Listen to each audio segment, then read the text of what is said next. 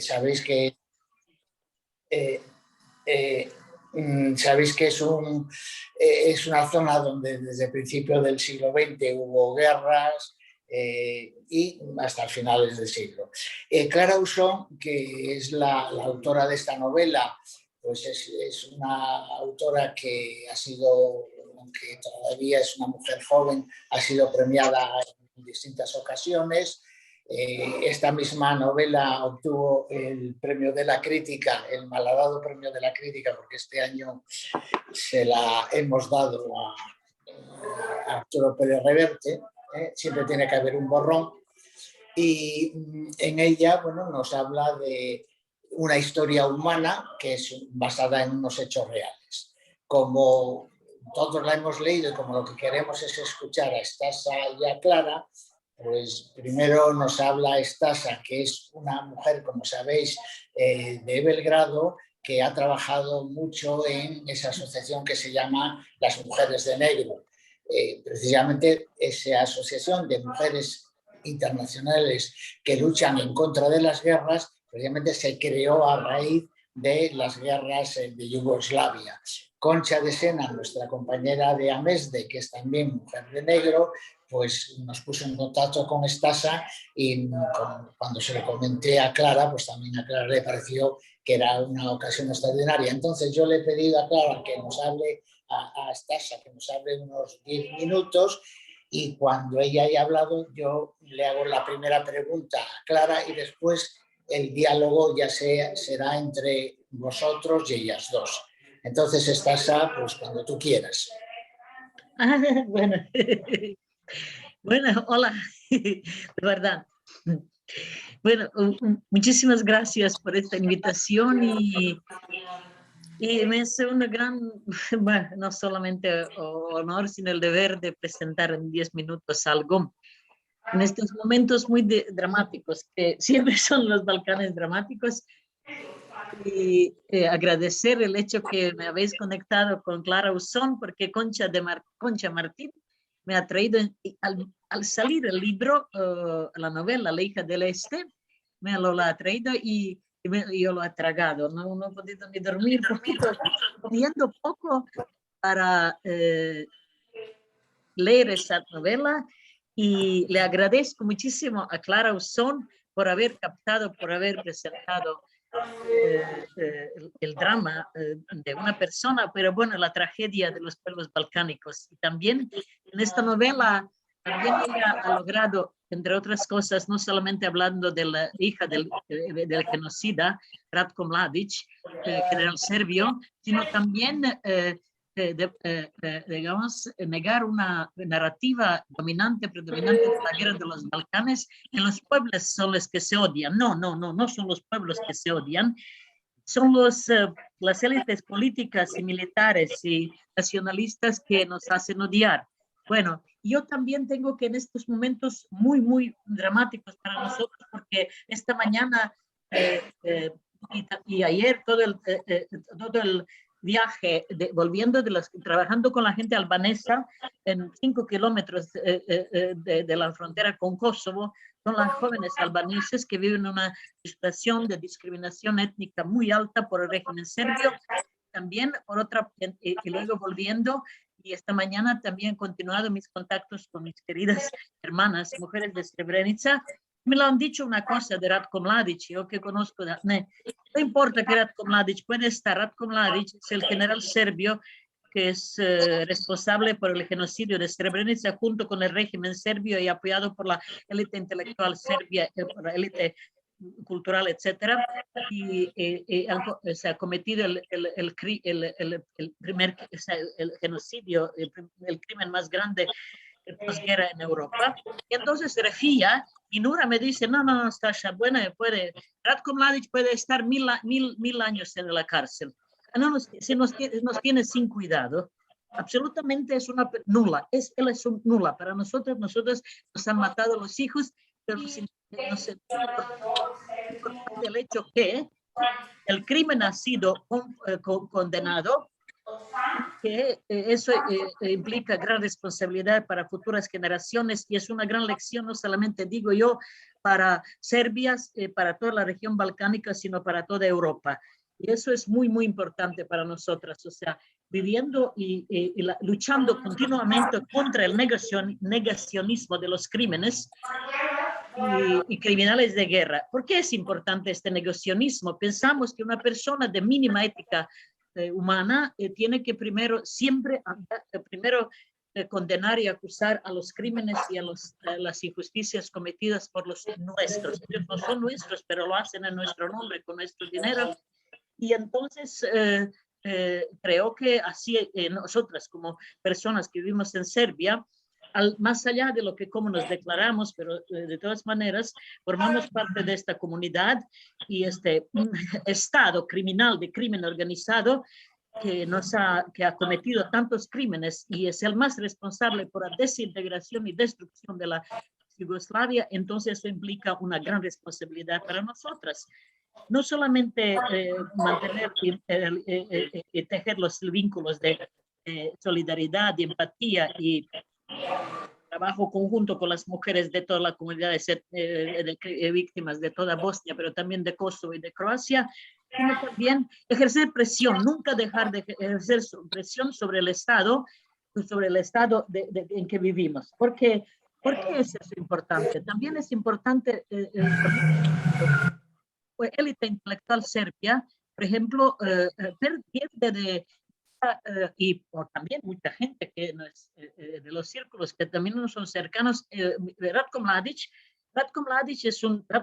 y Karadzic, todos ellos son directamente han sido apoyados por la élite política, económica, cultural, educativa de Serbia. O sea, sin la logística y el apoyo militar directo de la guerra de Bosnia y también de Croacia, ahora hablamos de Bosnia, a raíz de esta sentencia, no hubiera podido hacer el genocidio. El genocidio de Srebrenica para mí es continuidad del genocidio que ha comenzado en Bosnia, perpetrado por las formaciones armadas serbias y también en una parte por las formaciones armadas croatas. Empezó con la invasión y la guerra imperialista en 92. Destrucción de Bosnia, que ha empezado que ha continuado la destrucción de Yugoslavia en 1991 con la invasión contra Eslovenia y Croacia. Bueno, y entonces, claro, nos importa también el aspecto que mucha gente también de la gente, lamentablemente de izquierda dogmática de Europa, tampoco pasa por alto de un hecho que es miseria y pobreza en que vive el pueblo, que vive la ciudadanía en Croacia o en Serbia, está relacionado directamente también con ese pillaje de guerra, luego seguida por la privatización criminal. Por ejemplo, no sé si se sabe que, y lo que vivimos aquí lo sabemos muy bien y lo menciono, que el régimen de Serbia ha sido, que es un oasis de los criminales de guerra, continúa a ser hoy día, porque al poder han llegado lo que han sido no solamente los espectadores de los crímenes en aquel entonces, sino que han sido, digamos, actores muy activos, actores de esos tiempos. ¿Cómo se llama? No tenéis por recordarlo, Aleksandar Vučić, que es presidente de Serbia, y luego los altos representantes más altos, consideramos que forman parte de ese engranaje de guerra de aquel entonces y que han continuado con el apoyo de la Unión Europea y a raíz y en contexto de la derechización de Europa, de etnicización de Europa, también gracias a ese apoyo se mantienen. Por ejemplo, Ratko Mladić, genocida, ha sido escondido en los cuarteles del ejército serbio desde el momento que huyó de Bosnia y huyó en noviembre de 1995, ha sido acusado por el genocidio, bueno, ya sabéis, y inmediatamente se refugió en Serbia. ¿Y dónde lo han escondido? ¿Dónde lo han guardado? En los cuarteles del ejército, de ese mismo ejército que forma parte del crimen organizado del Estado de Serbia. Bueno, y Ratko Mladic es responsable por la gran miseria, las matanzas del pueblo bosnio, pero también es responsable por la pobreza del pueblo serbio, de Serbia, de los ciudadanos de Serbia, porque y en esos 16 años de esconder a Ratko Mladic de un cuartel al otro, han sido asesinados muchos jóvenes de Serbia que han visto haciendo el servicio militar. Nosotros trabajamos con los familiares de ellos, y eso se sabe muy poco, pero cada persona en Serbia, el bebé recién nacido, en esos 16 años ha tenido que pagar por este famoso refugio al genocida Mladic y otro también, el genocida de Croacia, serbio, que 159 euros por mes. ¿Os podéis imaginar cómo se ha calculado eso? Economistas cercanos que nosotros respetamos, porque Serbia ha renunciado a muchísimos fondos de apoyo a reconstrucción, apoyo a ayuda económica, etcétera, etcétera. Bueno, pero principalmente, aparte de ese interés económico, nos interesa respetar primero los sentencias de los tribunales internacionales. En primer lugar, Tribunal Internacional de Justicia, que en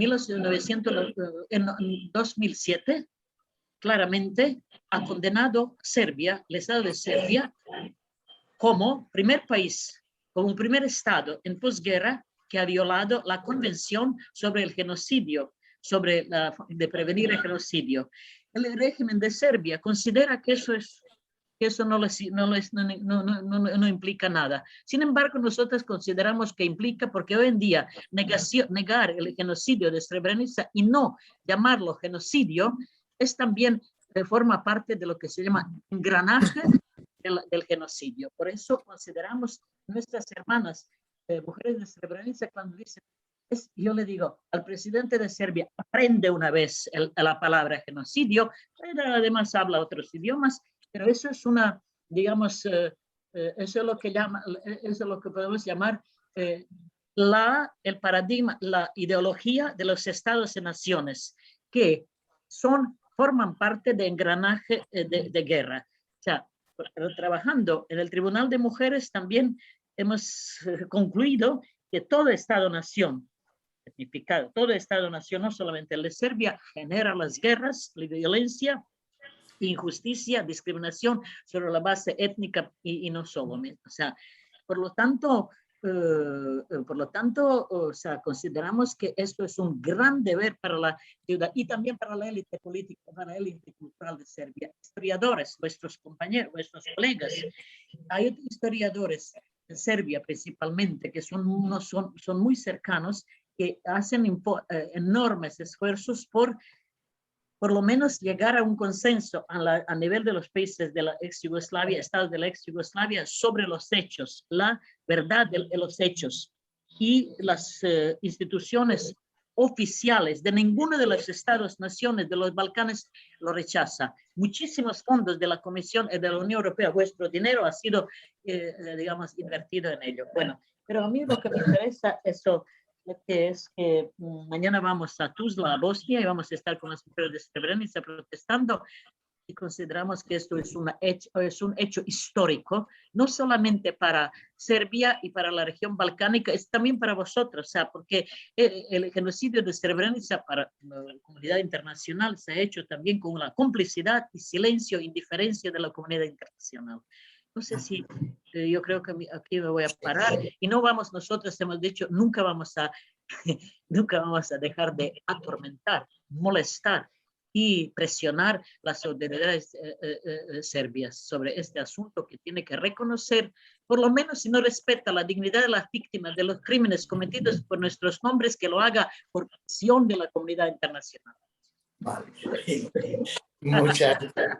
Muchas gracias, Stasa. Veo a Clara cómo sigue con interés tu exposición. Clara, y empiezo ya. Como una de las cosas que más ocurre en la literatura española es que es una literatura que vive muy ensimismada en la propia España. Hay pocas novelas que se ocupen de asuntos extranjeros y menos asuntos contemporáneos. Y que hayas escrito La hija del Este no es un asunto marginal en ti, porque recuerdo que en el año 2015, en la novela Valor, también hay un episodio que ocurre en Croacia, en unos campos durante la Segunda Guerra Mundial. ¿Cómo fue tu interés por ese tema y cómo te pudiste empapar de información, de tanto conocimiento? Pero primero, estoy viendo unos árboles muy bonitos en vez de tu cara, que también es... no sé si has cambiado la pantalla. Bueno, ¿Qué te refieres? Se veían unos árboles como unas hayas. Ahora te veo a ti. En primer lugar, muchas gracias, José Manuel, por haberme invitado a FEMA con este público tan distinguido para mí, porque sois todos profesores. Yo tengo un respeto enorme por la educación. O sea, creo que en este país, si tuviéramos menos autopistas y invirtiéramos más en educación, nos iría mucho mejor. Gracias también a Stasha. Me ha interesado muchísimo oírte. Para mí es una alegría enorme que hayas leído mi novela. Me gustaría seguir en contacto contigo de alguna manera, si no tienes inconveniente. Me gustaría contactar contigo. Todo lo que has dicho me ha interesado muchísimo, en particular esa visión que no tenemos desde aquí, de que también los serbios han sido víctimas. Hasta los serbios nacionalistas, pues eso, de la complicidad del gobierno serbio con el forajido Ratko Mladic. Y comparto contigo la idea de que el Estado-Nación es un absoluto desastre, pero más allá de eso, ¿cómo fue? Pues puro azar. O sea, yo sé que no es habitual que en España, bueno, estamos ensimismados, sí, de alguna manera consideramos que eso de hablar de otros países es cosa de los anglosajones, ¿no? Y que nosotros hablamos de lo nuestro. Y yo hasta entonces lo había hecho. Fue por puro azar, me encontré leyendo el Times, yo creo que era como en el 2005, porque yo suelo leer periódicos extranjeros, y me encontré con esa historia de tragedia griega o shakespeariana, del suicidio de la hija favorita, la flor de la edad, con 23 años, cuando tal vez descubrió el verdadero rostro de su padre. Eso como ya habéis leído la novela, no voy a profundizar más, y con aquella pistola tan especial las estaba. Y después, de qué manera Ratko Mladic, si ya era cruel entonces, desató una hazaña increíble y bueno, perpetró la masacre de Srebrenica. Y pensé, vaya historia, pero esta historia no la puedo contar yo, porque yo no distingo a un serbo-bosnio de un croata serbio. O sea, es para mí aquello era un lío tremendo. No sé si recordáis que cuando estalló primero la guerra con Croacia, desde la perspectiva europea, ¿no? Nos asustamos todos mucho. Nos asustamos mucho porque estamos acostumbrados a ver gentes de otros continentes e incluso de otras etnias peleándose, matándose, y eso nos apena, pero no nos preocupa. Es así de triste, pero todos tenemos esa sensación. Pero cuando vemos que gente como nosotros, personas como nosotros, a 2 horas de avión, están matándose en suelo europeo, yo recuerdo que nos asustamos y pensamos, y es como un fuego que puede prender y expandirse. ¿Qué está sucediendo aquí? Pero cuando vimos que era un fuego contenido en lo que era el perímetro de la antigua ex-Yugoslavia, y que a la guerra de Croacia le seguía la de Bosnia y luego la de Kosovo, y aquí no se acababa nunca, y había un lío tremendo entre serbo-bosnios, serbio-kosovares, ya nos perdimos. Aquí yo recuerdo que en el 92 en mi ciudad celebramos las Olimpiadas. Invitamos a Sarajevo, porque ahí se habían celebrado unos Juegos de Invierno, pero de alguna manera que estamos de celebración. En España estábamos de celebración, estábamos en esa época pues, de subidón que tuvimos. Y había yo recuerdo que al principio me impactó la guerra, y luego, como sucede siempre con las noticias, pues llega un momento y dices, bueno, pues eso es antiguo, ¿no? Es así de triste. Y ya me desinteresé. Y yo pensé, bueno, yo es que de esto no sé nada, yo no sabía quién era Ratko Mladic, no tenía ni idea. Y la República Srpska y todo aquello. Entonces, pues me puse a escribir una novela sobre lo que conocía, Corazón de la Paz. Y después de escribir esa novela, la tragedia esa familiar, porque casi todas mis novelas parten de una tragedia familiar, un conflicto familiar, eso no soy muy original, ¿no? Estaba todavía revoloteando en mi cabeza y pensé, bueno, parece que nadie se ha ocupado de esto. Pues mira, voy a estudiar un poquito, en 3 meses, y escribo una novela sobre esta tragedia familiar. Y entonces, cuando empecé a investigar un poquito, me di cuenta de que con 3 meses yo no hacía nada, que aquello era muy complicado. Y que quién era Ratko Mladic y lo que hizo tenía mucho que ver como ya ha dicho Stasha, con las circunstancias políticas de la época, y sociopolíticas, ¿no? Con el entorno. Y llegó un momento que comprendí que para poder explicar la tragedia de la familia Ratko Mladic tenía que explicar la tragedia de la desintegración de Yugoslavia. Estaban imbricadas. Y además me apasionó. Durante 3 años yo viví ahí. Visité Bosnia y Serbia y Croacia, de contactos, pero sobre todo leí todo lo que se podía leer. No tengo problema con el inglés y el francés, había muchas bibliografías. En Sarajevo se aplicaron muchos periodistas. Hay una cierta rebelión de los periodistas ante la inoperancia, la indiferencia europea que ha mencionado Stasha. Y muchos de ellos escribieron libros. También es la primera guerra filmada, creo yo, que es la primera guerra filmada, porque los americanos en Irak pues, nos enseñaron pocas imágenes. En cambio, el señor Mladic pues, se inmortalizaba. Y bueno, estuve 3 años documentándome y ahora hablo mucho rato y ahora me callo.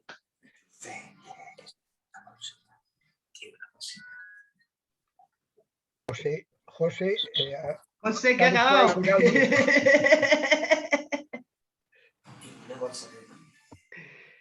Perdón. Nada, ya ha acabado, ya ha acabado. Bien, perdón, es que esto... sí, una de las cosas que más me interesó de la novela fue la manera en la que estás conjugando la historia de ella con la historia de Yugoslavia. Es decir, hay unos capítulos pares que además los titulas, y esos capítulos pares que al principio no sabemos y además nos preocupa quién está escribiendo esos capítulos pares.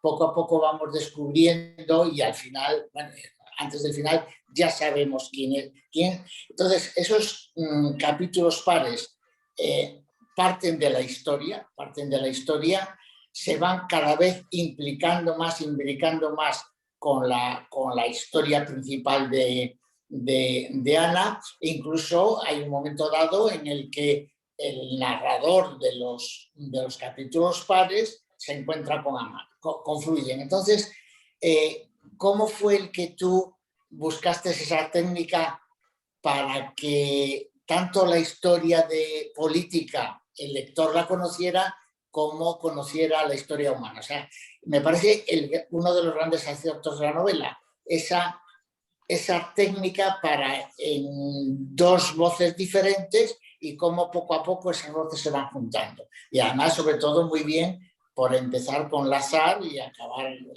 ¿Podrías hablar un poco de si te costó eso, si lo buscaste, si lo viste y después lo desarrollaste, algo así? A ver, gracias por decir que fue un acierto. Como te dije, cuando comprendí que tenía que contar las 2 historias a la vez, porque la una sin la otra no se entendían, es decir, que si no hubiera sucedido lo que sucedió, el señor Mladic hubiera muerto siendo un coronel, probablemente no hubiera llegado a general, no creo, un poco cascarrabias, pero muy pendiente de sus soldados, un buen padre, un buen marido. O sea, que las circunstancias nos ponen las circunstancias tienen mucho que ver con cómo reaccionamos y quién acabamos siendo, ¿no? Eso todos. Entonces, quería contar estos programas, me interesaba mucho en la medida en que yo creía, que me daba la impresión de que era algo que tenía resonancia universal, porque como ha dicho Stasha, ¿no? El nacionalismo acaba siempre siendo la semilla de la guerra, ¿no? El afirmar una etnia y una cultura contra la otra. Lo pensé mucho. Yo las estructuras de mis novelas las pienso mucho, no sé si acierto o no acierto, pero antes de ponerme a escribir hago un poco la arquitectura, ¿no? E incluso levanto andamios, luego los quito los andamios y se me ocurrió primero Danilo Papo, que es un personaje absolutamente ficticio, aunque está basado en serbios que conocí, en particular en un amigo que se llama Igor Marojevic, que me contó muchas cosas, por ejemplo, cómo los jóvenes serbios de Belgrado no querían ir a la guerra. De hecho, yo conocía jóvenes serbios exiliados en otros países, en Londres y en España, que habían huido de la guerra. Y muchas anécdotas que me contó Igor Marojevic acabaron en la novela. Ese personaje, Danilo Papo, al principio iba a ser solo un testigo, pero luego se acabó convirtiendo también en protagonista. Eso va cambiando, una tiene una idea y luego va a medida que avanzas. Y sí que sabía que tenía que empezar desde el principio, porque la historia estaba ahí, estaba... O sea, pensemos que cuando Mladic entró en Srebrenica, dijo, vamos aquí para vengarnos de los turcos. O sea, hay demasiada historia ahí, ¿no? Pero en todas partes, porque aquí todos los nacionalismos se basan en un hecho fundacional, que puede ser una derrota heroica, en Cataluña también lo es, y como la del campo de los Milros, ¿no? Y empecé con Lazar y acabé pues, con Karadzic, con Mladic, con toda esta gente.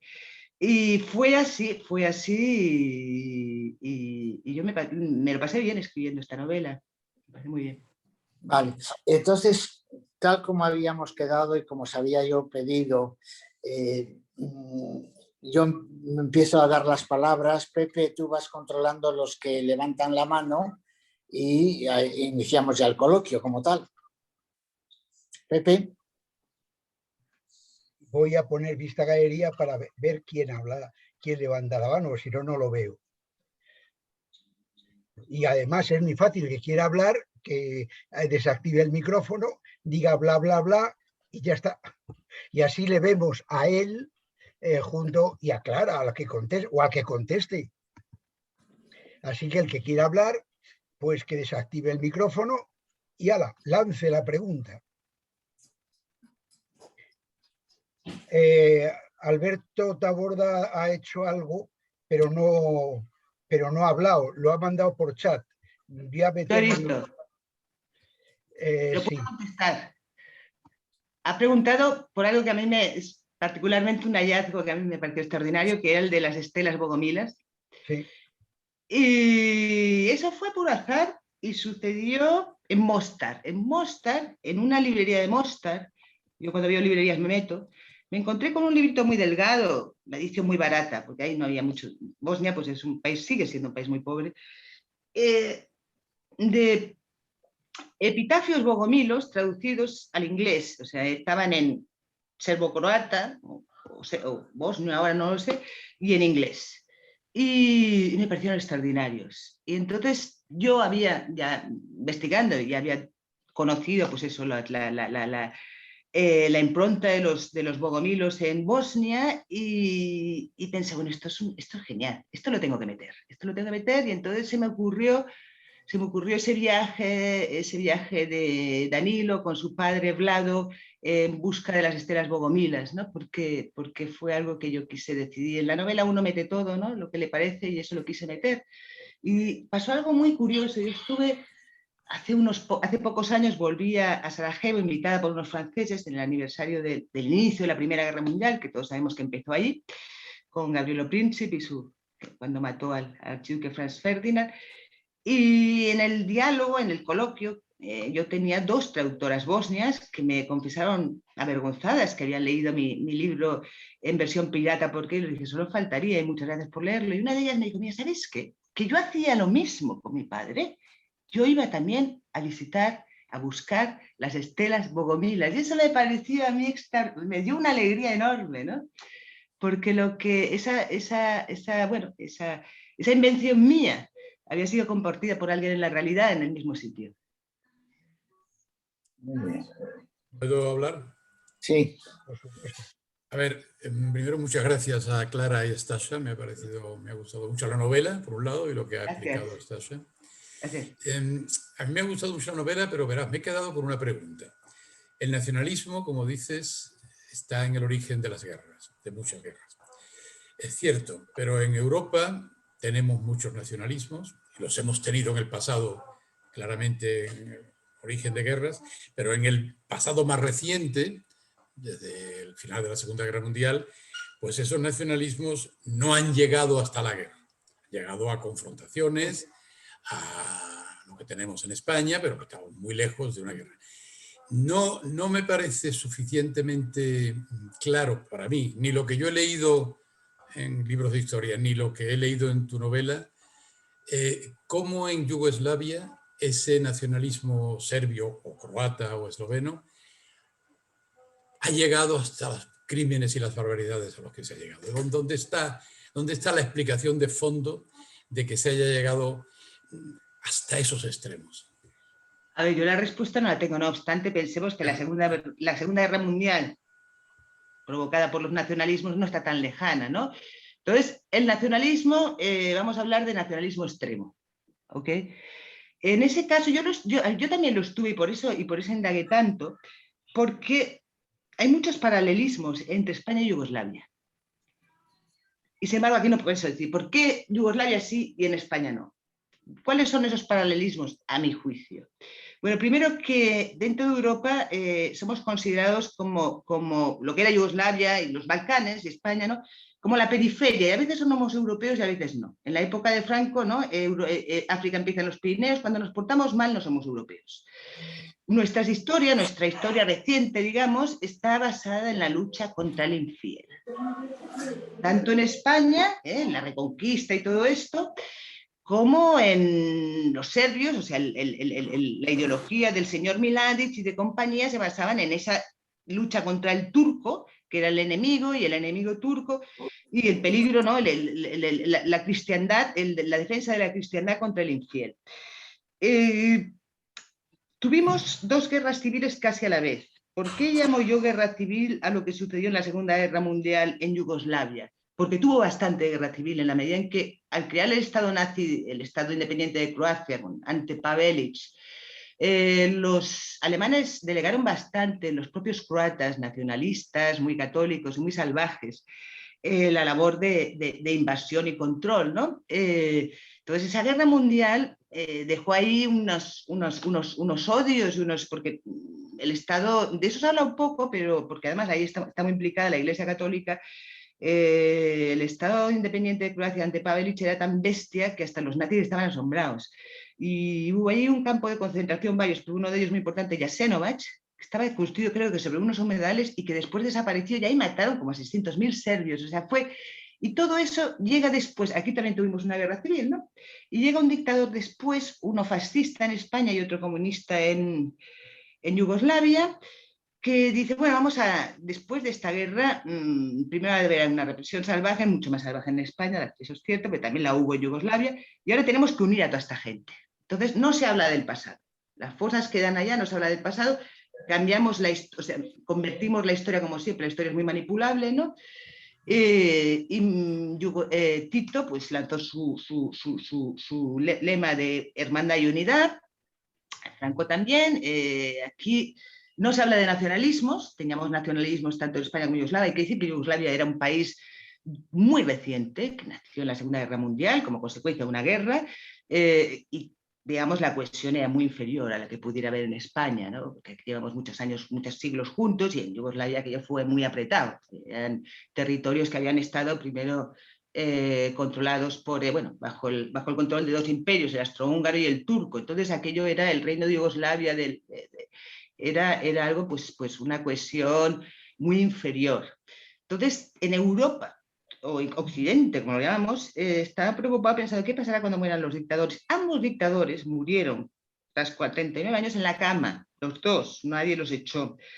¿Por qué explotó Yugoslavia y por qué no explotó España? Es una buena pregunta, no la acabo de saber, ¿no? Pero lo cierto es que aquello explotó y en España de alguna manera con la República hemos llevado una conllevancia, como lo quieras llamar, ¿no? Hay paralelismos. No sé si he respondido, porque yo las respuestas, la verdad, no las tengo. Bueno, estás aquí a hablar. Yo soy yugoslava. No estoy de acuerdo. O sea, yo no me declaro ahora como nada porque Yugoslavia no existe y no quiero con mis compañeros de Croacia. O sea, porque las que nos sentimos yugoslavas, yo creo que no se puede de ningún modo comparar Franco y Tito, por favor. O sea, de ningún modo. No, era peor Tito, sin la menor duda. Era peor Franco. No. Pero claro, yo como solamente pionera de solamente después de ninguna organización, yo siempre he sido disidente de izquierda, o sea, pero no bueno, no, la situación es un poco tiene más es más compleja. Yo creo que, por ejemplo, toda mi familia, o sea, yo soy de una bueno, no quiero hablar de mí, pero es de movimiento antifascista, o sea, de partisanos, guerrilleros, bueno, que han luchado no solamente contra la ocupación nazi-fascista, sino también por la revolución, como parte de ellos consideraban revolución socialista, por la justicia social, por el internacionalismo proletario, etcétera, etcétera. Y bueno, en ese periodo de 45 a 80, con hasta la muerte de Tito, Yugoslavia ha adquirido un nivel altísimo de libertades económicas y sociales, claro, y con restricciones en las libertades políticas, por eso los disidentes de izquierda, pero yo no quiero menoscabar, minimizar los grandes logros para la clase trabajadora de Yugoslavia, o sea, y también grandes derechos que han gozado las mujeres no solamente al nivel de las libertades económicas, sociales, sino también a nivel de derechos reproductivos y muchas otras. Bueno, pero ¿qué pasó con la muerte de Tito? La muerte de Tito, su élite, esa élite es una élite burocratizada, extremadamente alienada de la causa, de la clase obrera, del contexto donde vivía, era solamente tenían una obsesión, cómo mantener el poder. Entonces dijeron, sí, los pueblos, vamos a ver ahora los pueblos de la ex Yugoslavia, vamos a excavar, vamos a buscar los rencores históricos entre los pueblos, rencores históricos, y entonces, vamos a trabajar en ello. Y en eso se destacó especialmente a la élite serbia, que es cúpula del Partido Socialista. Milošević es la cúpula del partido burocratizado, alienado, o sea, el drama es muy grande. ¿Por qué no porque Serbia, porque es más responsable, yo considero, no porque son pueblos como que tienen responsabilidad colectiva, simplemente que el ejército popular yugoslavo, que lamentablemente surgió de la gloriosa lucha de los partisanos de proletaria, se convirtió en una, no solamente nacional, militarizada extremadamente, y Ratko Mladić es el producto, me atrevo a decir, ideal de esa cúpula militarista que vivía todo el tiempo desvinculada de la realidad. Mi padre, como guerrillero, después él fue contrario al Tito, etcétera, como disidente de izquierda, pero en campos de concentración él me lo mandaron, pero bueno, eso vosotros sabéis qué pasó en 48, pero él dijo, no, esto es un ejército que va a terminar con Yugoslavia.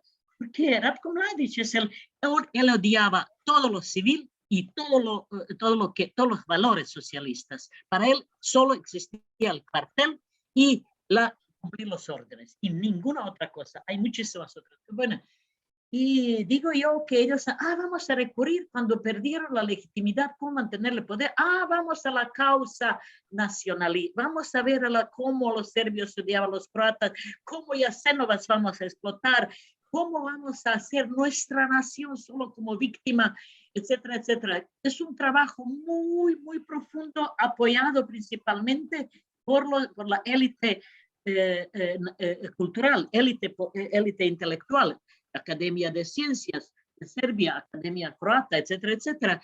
Y entonces ellos han dicho, tenemos ahora el instrumento más importante de esta limpieza étnica, o sea, de esta idea, Makar, el ejército yugoslavo, o sea, puso al lado de la Serbia, y eso es drama del pueblo serbio y del colectivo, porque han tenido un instrumento, y podemos preguntarnos si la limpieza étnica, y aquí va, limpieza étnica es el fin de la guerra o es la consecuencia de la guerra.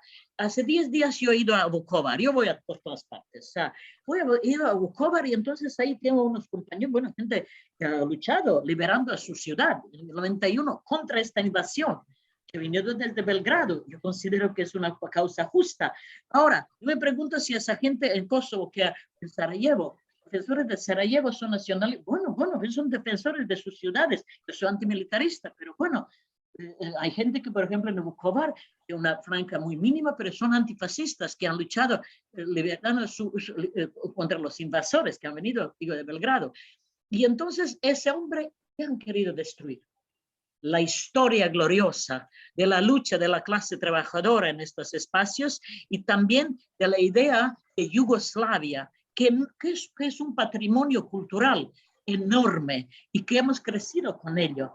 Yo cuando hablo con la gente de Vukovar no voy solo a conmemorar. Yo veo que ahí en 1919 se fundó el Partido Comunista de Yugoslavia, que ahí son los más importantes dirigentes que han sido. Luego, las mujeres en el primer congreso de ginecólogos de Yugoslavia han optado como Alexandra Kollontaj, han optado por el aborto. Para mí es una ciudad que yo he crecido con ese patrimonio, bagaje glorioso y más importante de Vukovar. Y entonces, claro, Vukovar no son solamente las ruinas. Y entonces han hecho una película que vamos a presentar con estos antifascistas, defensores de Vukovar, en Belgrado, en un festival. Bueno, y entonces yo digo, han destruido la imagen de esa Yugoslavia socialista, de la clase trabajadora, y esa idea de la nación amenazada, de Estado-nación, sirvió para su pillaje de guerra, para despojar a todo lo que ha hecho con enormes esfuerzos la clase trabajadora en ese periodo de la liberación socialista, de ese periodo muy importante para mi vida y para la gente que nos consideramos yugoslavos. Y entonces, claro que han destruido, o sea, dicen, somos solamente, bueno, serbios o croatas, pero me alegra mucho que, por ejemplo, hay gente joven que seguimos celebrando el 29 de noviembre cuando se ha hecho es el único día de la República de nuestra Yugoslavia, que no tiene nada que ver con el ejército ni con el partido, tiene que ver con un enorme, rico patrimonio de nuestras vidas, de engranaje de una vida conjunta desde Eslovenia hasta Macedonia, y eso nadie nos puede despojar. Ahora, para poner en práctica ese objetivo criminal de limpieza étnica, es un objetivo criminal, bueno, porque ha empezado en una ciudad símbolo de clase trabajadora de Yugoslavia, que es Vukovar. Entonces, ellos han hecho crímenes apoyados por la comunidad internacional. Clara, me alegra que has dicho que los jóvenes, no se sabe hasta el día de hoy cuántos jóvenes hombres de Serbia se han negado a ir a la guerra. Todos los años la misma pregunta le hacemos a todos los regímenes, no son gobiernos democráticos, a todos. ¿Cuántos por fuerza los habías mandado para ir a las guerras? Dice, nosotros 800,000, llegan las cifras hasta 800,000. Igor Marojević puede decir, claro, en Belgrado nos hemos escondido, no él, mucha gente, porque desde el primer momento de trabajo apoyo a los hombres de Serbia que no han querido ir a las guerras. No ha sido fácil. En Belgrado ha sido mucho más fácil que en el interior de Serbia, porque en el interior de Serbia ha sido imposible. Trabajando con las madres que vivían este drama y que todas se han enfermado. Todas se han enfermado en ese periodo. Yo como activista tampoco sabía si han enfermado y es un enigma. Todas mayoría han tenido cáncer de mama. Bueno, por este sufrimiento, sí. Bueno, hasta el día de hoy no sabemos, este crimen de movilización forzosa no se reconoce a nivel internacional, porque el derecho humanitario internacional es extremadamente militarizado. Ahora, yo no quiero glorificar el Tribunal de la Haya, pero algunas sentencias del Tribunal de la Haya, especialmente a finales, sentencias absolutorias a los generales de Croacia, Gotovina y Markac, y también a los serbios Perišić, significan que una militarización de la justicia internacional. Pero bueno, en un momento cuando mal menor nos guiamos, cuando no existe otro instrumento, si no fuera por el Tribunal de la Haya, yo creo que ni uno por los tribunales actuales hubiera sido condenado. Bueno, eso es defensa de mi Yugoslavia y que es un poco difícil. Stasha, sí, gracias. En ningún momento, yo creo que es una pena enorme que Yugoslavia desapareciera y que Yugoslavia podría haber sido ahora mismo en Europa, si hubiera seguido manteniendo un ejemplo de lo que es la convivencia de distintas nacionalidades o como lo quieras llamar, y hubiera podido ser un país muy próspero. O sea, yo creo que fue un desastre. Yo creo que fue un desastre lo que sucedió. Ahora, los paralelismos que yo veía en la medida que el dictador, lo que hace el dictador, uno mejor que el otro, sin la menor duda, o sea, mucho mejor Tito, que es impedir la libre opinión y la disensión, y eso no es bueno. ¿En qué medida? Pues que eso se va a ir pudriendo, y entonces, por ejemplo, la religión estaba mal vista en la Yugoslavia de Tito, y luego, pues, cuando muere el dictador... ¿Cómo estaba mal vista? Cuando mal vista quiere decir que si tú querías progresar, era mejor que no fueras muy religioso. Entonces, justo cuando el dictador muere, suele suceder, igual, es decir, en España pasó. O sea, cuando murió Franco, nos quitamos en parte de encima la Iglesia Católica, porque no la habíamos tenido aquí, aún la tenemos, pero de alguna manera, y resurgieron los nacionalismos en ambos países, tanto en la ex Yugoslavia como en España. O sea, eso estaba ahí y eso es difícil, o sea, es negarlo, negar. Yo no soy nacionalista, yo detesto el nacionalismo, pero existe y no se puede negar. Entonces hay una manera de yo puedo decir una cosa. Yo pienso que el nacionalismo del pueblo albanés, por ejemplo, en Kosovo, es un poco diferente que el nacionalismo serbio y croata, o nacionalismo montenegrino. Claro, yo no tengo esa imagen de romántica de nacionalismo como defensa frente al imperio colonialista, pero aquí dos fuerzas imperialistas son Serbia y seguida por Croacia. Por lo tanto, no es que no seguía por los mismos patrones, pero yo pienso que y yo apoyo y justifico y trabajando todo el tiempo las demandas del pueblo albanés desde el primer momento albano-kosovar de su independencia. Mi opinión es mínima, 0,000, pero bueno, la realidad es tal que la represión de largo periodo, no solamente de las fuerzas policiales y militares contra el pueblo albanés en Kosovo, incluso en los periodos de Tito, sí, eso es un hecho, para no hablar de los años 90, ha hecho que el pueblo albanés que absolutamente 100%, pues no quiere vivir con el Estado. Y entonces yo no entiendo, para decir la verdad, yo no entiendo que por sus motivos el Estado español, el Estado español no reconoce esa realidad, o Eslovaquia, o qué sé yo. Bueno, porque paralelismos entre la situación en el Estado español con lo de Kosovo, pienso que no tienen caso. Pero bueno, siento... A mí no yo le he dicho incluso a las amigas de Kosovo, bueno, yo he reconocido la independencia de Kosovo, no tenéis que preguntarme 100 veces, desde el primer momento, 99. Vamos a hablar de otras cosas, vamos a hablar del nacionalismo del pueblo albanés que ahora ejerce represión y que no respeta los derechos de las minorías, en este caso minorías de Kosovo. Yo quisiera solamente decir, si me permitís, que aparte de todo lo que ha explicado Stasa, pienso que no se puede olvidar que cuando se acaba la Segunda Guerra Mundial y empiezan a configurarse los dos bloques, el bloque capitalista y el bloque comunista, pues que Tito, en pleno movimiento de descolonización africano, empieza digamos, se pone al frente de un movimiento muy importante, que es el movimiento de los no alineados. Que luego haya terminado todo esto mal o bien, da igual, pero en aquel momento se pone al frente de todo un montón de países nuevos que no quieren estar ni en un bando ni en el otro. Y eso yo pienso que es una gran contribución a la historia. Nada más. Estoy de acuerdo. Hola, que soy Miguel Ángel. ¿Puedo hablar? Bueno, mediando un poquito en esto de similitudes y no similitudes que ofrece el caso de España, que me gusta más decir España que Estado español, porque España es una nación, el Estado español es una entidad jurídico-política reconocida por Naciones Unidas, me parece que nos da vergüenza decir España, y Yugoslavia, mucho más reciente, más ágil en la historia, tenía mucho menos tiempo. Pero hay muchas similitudes periféricas, las dos, con tensiones en las dos partes, pero una gran diferencia. Las comunidades de los Balcanes tenían diferentes religiones, ortodoxa, católica y tal. En España yo no sé qué pasaría si en el momento de una exaltación nacionalista esto comportase que además era motivado por diferentes religiones, que Cataluña fuera una religión, en Valladolid hubiera otra y en Córdoba otra.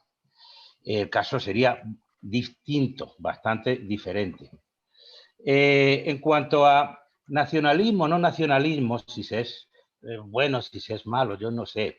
Pero parece ser que el que no es nacionalista no tiene opciones. Quedaría o internacionalista, algo muy, muy, muy impreciso, claro que todos somos humanos, o apátrida, bastante indeseable.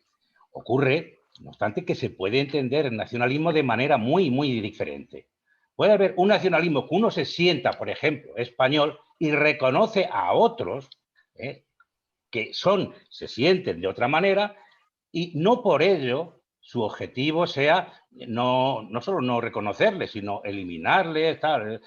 Uno es español porque habla español, somos comunidades, somos gente social, compartimos una lengua, una forma de ser, una historia, una cultura, y reconoce que otros son miembros de otra comunidad, y simplemente con reconocerlos al otro y respetarle al otro, no deja por eso de ser nacionalista. Yo soy español, no soy nacionalista, no soy nacionalista. Y entiendo que España es un crisol de civilizaciones, de pueblos, y que bueno sería que los nacionalistas en España, que no es el caso, últimamente se están radicalizando, entendiesen pues esa diversidad y reconociesen al otro con todos los derechos que se atribuyen a sí mismos, sin ninguno más. La otra particularidad que tiene Yugoslavia sobre España es que ha sido el detonante de los conflictos que se han dado en Europa. Parece ser que Europa, el siglo XX, es un siglo capicúa. Empieza con las guerras yugoslavia de la primera década del siglo XX y termina con las guerras yugoslavas de las balcánicas del siglo XX. Queda así comprendido el siglo XX entre las guerras tal. Pero en España, para eso, pues hemos tenido también en el siglo XX terrores como los que se han vivido en Yugoslavia, yo creo que incluso mayores que los que se han vivido en Yugoslavia. La hora es de sanarlos. Y por ahí tendrían que ir los tiros en este momento. Nada, me ha gustado mucho tu libro, Clara, y mucha la intervención de Stasa. Gracias, muchas gracias. Yo coincido contigo en que hay nacionalismos que de alguna manera permiten convivir a distintas culturas de distintas maneras, y hay otros que son excluyentes. Y ahí es cuando dos nacionalismos excluyentes chocan, cuando se produce la chispa. Entonces, y estoy hablando, yo no soy nacionalista catalana. Pepe, cuando puedas me das la palabra.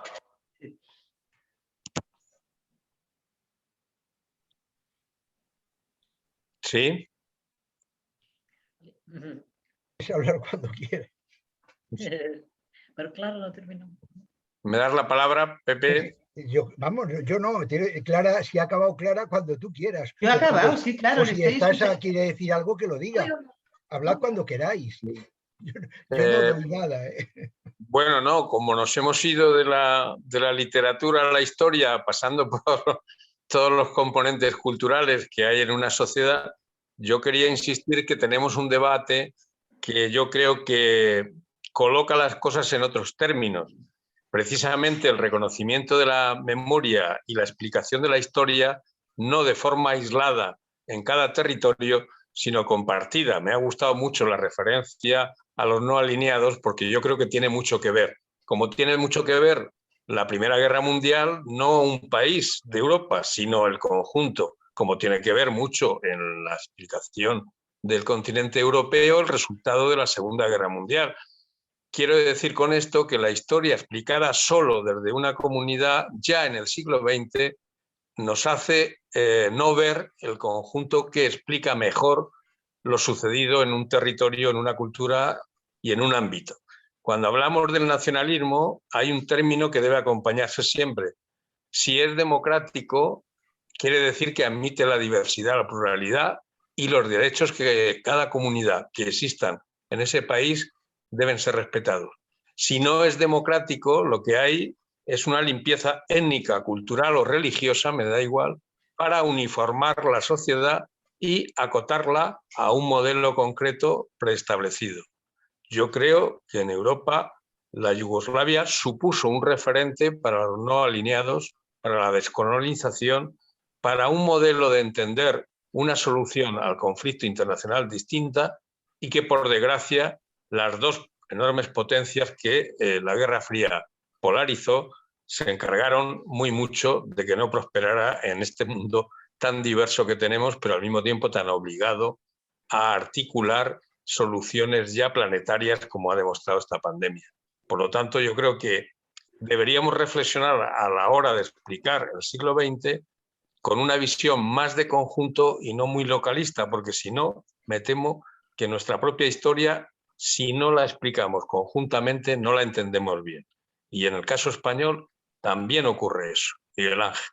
No se explica sin la intervención alemana e italiana lo que ocurrió aquí, como no se explica sin la Guerra Fría la permanencia de la dictadura, como no se explican muchas cosas. Yo creo que hay que hilvanar un poco para poder explicar mejor ese tipo de referencias. Y termino. Imposible comparar el propósito de la lucha antifascista que supone Tito y la guerrilla en Yugoslavia con el franquismo como aliado subordinado al nazismo y al fascismo en Europa. Imposible de comparar los modelos, aunque no nos guste ninguno de los dos, pero no tienen nada que ver en el horizonte de derechos que se planteaba una sociedad y la negación que se planteó en España el franquismo hasta que pudimos liberarnos de él. Gracias, Jaime. Oye, Pepe, Joaquín de la Incesta lleva media hora con la mano levantada. Sí, lo acabo de ver, perdón. Estaba mirando el chat y no veía lo otro. Es que... No, me parecía... Joaquín, perdona. Muchas gracias. Sí, no, me parece muy interesante la discusión y tampoco era cuestión de interrumpirla. Bueno, lo primero que quería señalar, desde luego hacia Clara, que me ha gustado mucho la novela, me ha confundido un poquito el cambio de narrador, digamos, entre unos pasajes y otros, pero bueno, me ha gustado mucho y desde luego esa alternancia entre lo que es ficción y lo que es historia, pues es, yo creo, muy de alabar. Y luego entremezclar una cosa con otra, ¿no? De modo que a mí la novela me ha gustado mucho y muchas gracias, Clara, por escribirla. Primero quería decir que no sé quién estableció la fecha de este coloquio, pero claramente es de rabiosa actualidad después de lo que pasó ayer en La Haya, ¿no? No sé si se puso alguien de acuerdo para coordinar las cosas, pero es impresionante que nos hayamos desayunado en primera página con los periódicos sobre lo que pasó en La Haya ayer y estemos hablando hoy de los Balcanes y de Mladic. Pero al hilo de eso, me interesaba mucho saber, porque pues, he oído y he leído un poco sobre el tema, y no sé si Stasa va a ser capaz de contármelo, el grado de aceptación de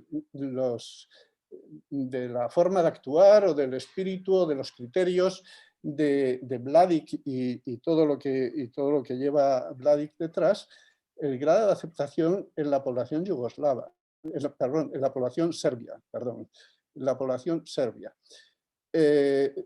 hasta donde, bueno, todos sabemos que este hombre estuvo escondido no sé cuántos años, 16 me parece, y tú nos has dicho, Stasa, que fue con la connivencia del ejército y de las autoridades y tal. Pero, ¿cómo encajó la población serbia o parte de la población serbia? ¿Cómo encajó la detención? ¿Cómo encajó la sentencia? ¿Y cómo encajará la resentencia de ayer? Porque bueno, este hombre en su momento fue un héroe, y no solo para su hija, sino también, entiendo, para muchos serbios. He leído últimamente una novela ya clásica, ¿no? La de El puente sobre el río Drina, que que yo creo que explica en parte, no sé, en parte, lo que es la convivencia y el respeto versus el nacionalismo extremo o digamos, sí, el machacar al enemigo de alguna forma, ¿no? Creo que la novela esa lo que pretende es, situándonos en un punto geográfico concreto, casualmente de Bosnia, pues nos trata de explicar que históricamente hay un récord, hay una historia detrás de convivencia, de respeto, etcétera, ¿no? Y todo esto, mucho antes de Tito y mucho antes de nuestra época, y todo esto salta por los aires. Y salta por los aires precisamente, pues no sé si por intereses económicos de fuera, de intereses de potencias extranjeras, pero salta por los aires también por el tema religioso, ¿no? O sea, lo que hay es convivencia cuando las religiones o los religiosos no se enfrentan entre sí, y falta de convivencia cuando ocurre lo contrario. Y bueno, pues esas es un poco mis consideraciones, ¿no? O sea, sobre todo me interesaría saber, insisto, cómo ha recibido una parte de la población serbia todo el proceso Mladic, desde su desaparición. Bueno, primero desde sus intervenciones, después de su desaparición, después de su detención, etcétera, etcétera, etcétera.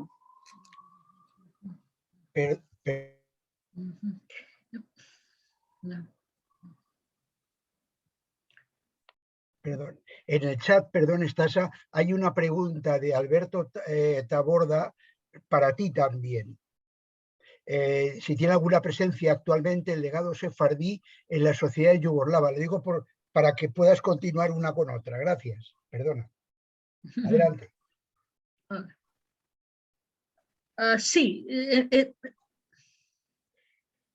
Buena parte de la comunidad hebraica de Sarajevo, cuando empezó la guerra, se ha ido de Sarajevo, no sabéis, se ha ido. Claro, hay músicos, uno de ellos que se ocupa de ese patrimonio cultural sefardí, pero yo creo que no tiene importancia como antes, lamentablemente. O sea, a mí personalmente me interesa mucho, pero bueno. Esta otra pregunta también está conexionada con la anterior. Hemos crecido con la idea de los movimientos de liberación del movimiento no alineado, ese es un hecho. Pero también sabíamos que como Yugoslavia fue entre este y el oeste, todo eso que Tito como una nueva alternativa. Bueno, ¿qué tipo de alternativa? Eso no tenemos tiempo de discutir, pero sí. También los pueblos no alineados han servido como campo de exportación de armas, de armamento. Yugoslavia ha sido repleta de industria militar. Yo sigo muchos juicios de la gente hoy, porque ha sido y sigue siendo lamentablemente en Serbia uno de los pilares de la actividad económica. Serbia hoy en día, como se encuentra mayor parte de esas fábricas, exporta armas a Siria, bueno, a todas partes. Y claro que muchas veces en aquel entonces, durante la Yugoslavia socialista, me he preguntado cuántos dictadores del tercer mundo han sido también, digamos, apoyados con esa venta. No sé si entra que por el hecho que esa carrera, esa industria militar es un peligro, ha sido junto ha servido al ejército popular, bueno, al ser el momento de la guerra, que en Bosnia llenos esas fábricas que claro, a la clase trabajar, en donde han trabajado y han tenido un nivel de vida mucho más alto que con la gente que trabajaba en escuelas, bueno, en otros sectores de la economía. Y siempre yo he tenido siempre miedo a esa glorificación tanto del ejército como de esa industria militar, etcétera, etcétera. Y claro, ¿cómo se puede explicar? Y eso faltarían horas, pero por ejemplo, Milosevic se ha presentado en una parte, primero con los historiadores, artistas y todo lo demás. Bueno, han explicado que el pueblo serbio siempre ha sido víctima. Ay, no solamente víctima, sino se autovictimizaba. Y entonces, claro, nacionalismo se basa en las emociones elementales. Y entonces dice, sí, claro, siempre hemos sido víctimas. Y hemos sido víctimas también de las grandes potencias. Y entonces yo insisto bastante también en el imperialismo regional, no solamente de Estados, bueno, de mundo occidental, pero también hoy en día el imperialismo está en Serbia, se manifiesta en presencia enorme y explotación enorme de China y de también armamento ruso, de Rusia, etcétera, etcétera. Pero que me quería decir, o sea, Milosevic y esa élite alienada del Partido Comunista, que no es partido, se llamaba así, han explicado a la clase obrera, especialmente de esa industria militar, ay, claro, vamos a continuar con Tito, con lo que tenía Tito, tenías derechos laborales. Bueno, es difícil explicar cómo, ¿dónde está la responsabilidad de clase trabajadora? Yo no quiero, bueno, sería populismo decir, pero yo que trabajo con la gente de base, es más fácil reclamar la responsabilidad de esa gente que ha sido durante 10 años continuamente como, digamos, expuestos a 9 años, 10 años continuamente a movilizaciones forzosas para ir a la guerra. La gente que se opuso a ello para mí son héroes de la patria. Muchos se suicidaron, para no decir cuántos han sido encarcelados, no solamente de los serbios, yo trabajo con los húngaros en Vojvodina, y bueno, también han sido expuestos a una forma de limpieza étnica por el régimen. Entonces, hoy en día, Vojvodina está, la parte donde vivían los húngaros está vacía, porque la gente, menos mal que tenía dónde ir, y ha ido a Hungría. Es muy difícil explicar, bueno, es difícil responder, pero vamos a ver la responsabilidad, y voy a terminar, de la élite cultural, de los medios de comunicación, de las comunidades religiosas. Yo pienso que, por ejemplo, podríamos preguntar, Clara, ¿te has preguntado alguna vez por qué en Serbia no han escrito el libro sobre Ratko Mladić? ¿Por qué para la élite cultural está mainstream, Ratko Mladić sigue siendo héroe?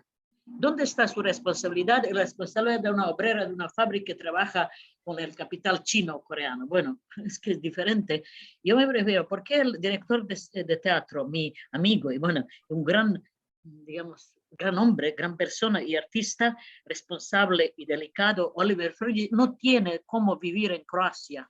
Porque él reclama la responsabilidad del Estado de Croacia. Como aquí, la gente que reclama responsabilidad del estado de crimen organizado no tiene ningún puesto, ningún teatro de mainstream, ningún teatro donde puede, por ejemplo, exhibir obras sobre el genocidio de Srebrenica.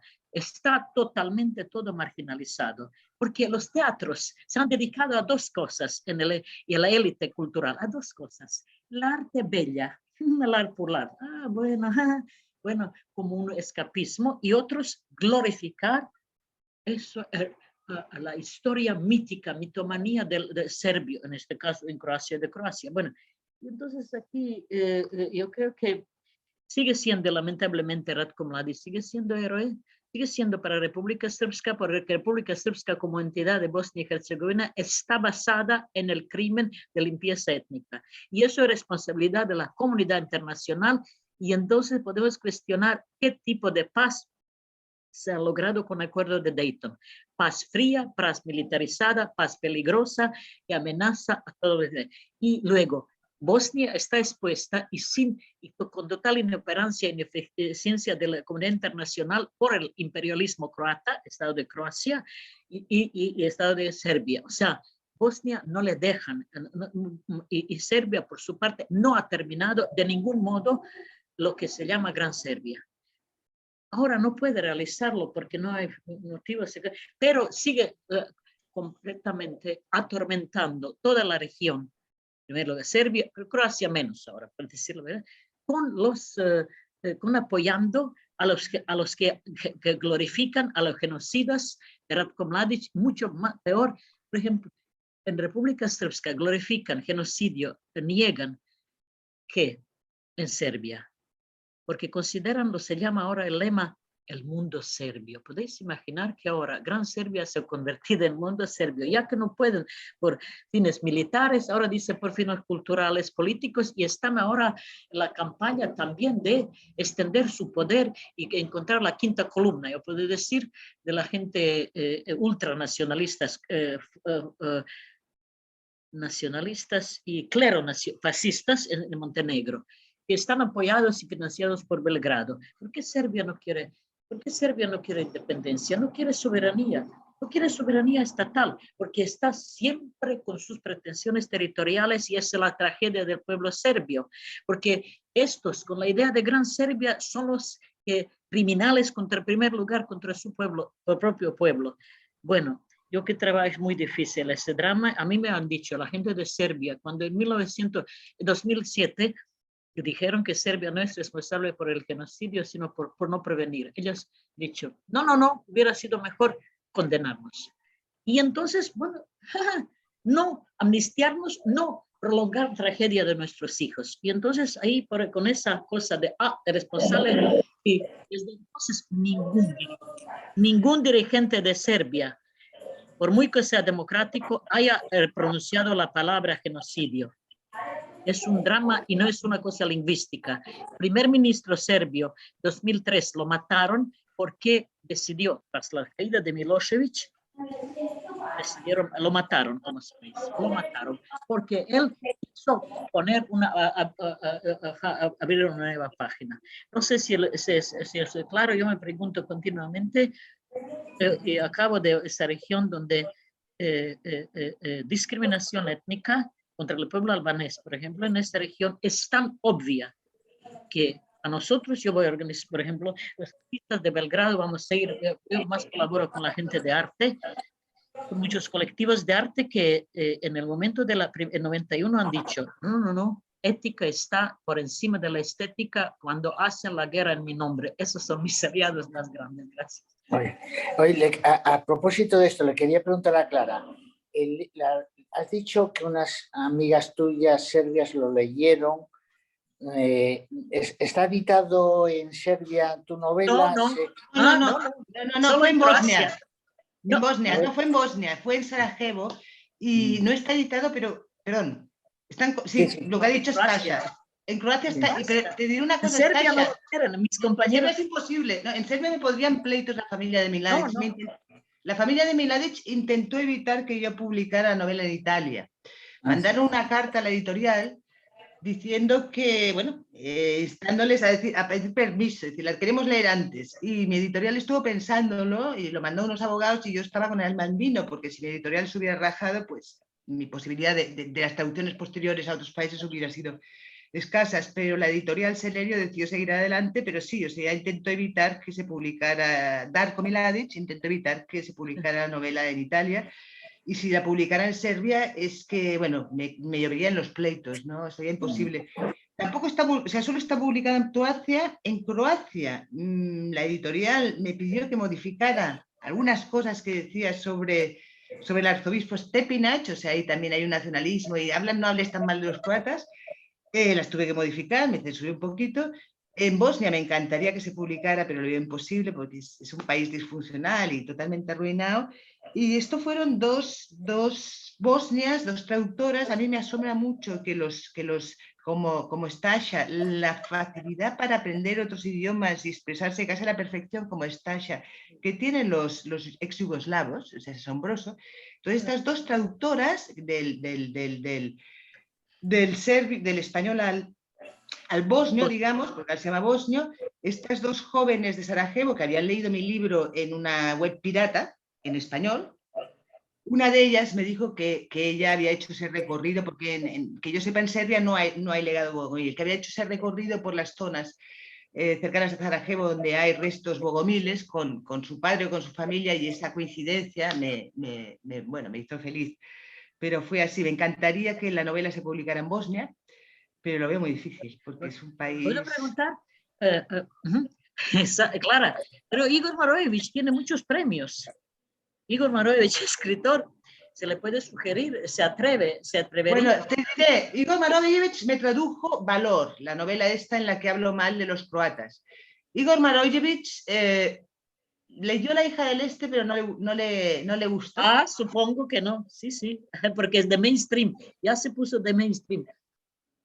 Ni idea, pero no le gustó La hija del este. Entonces, a ver, yo, Stasia, creo que el valor que tú tienes de ir contracorriente en un país donde hay un nacionalismo muy radical, que niega, pues eso, modifica el pasado, que solo lo hacen todos los nacionalistas manipuladores, ¿no? Y vamos, tienes un valor extraordinario, porque yo incluso aquí donde yo vivo en Cataluña, que hay un nacionalismo bastante bestia, pero no es ni comparable, el ir contracorriente no es fácil, muchas veces simplemente te callas, porque hay un linchamiento brutal, y ahora con las redes sociales más, me imagino que a ti te deben dar en todas las redes sociales, te deben atacar, pero a lo bestia, ¿o no? Bueno, sí, pero eso es lo de menos. No, bueno, sí tenemos juicios, más de 15 juicios. Mira, qué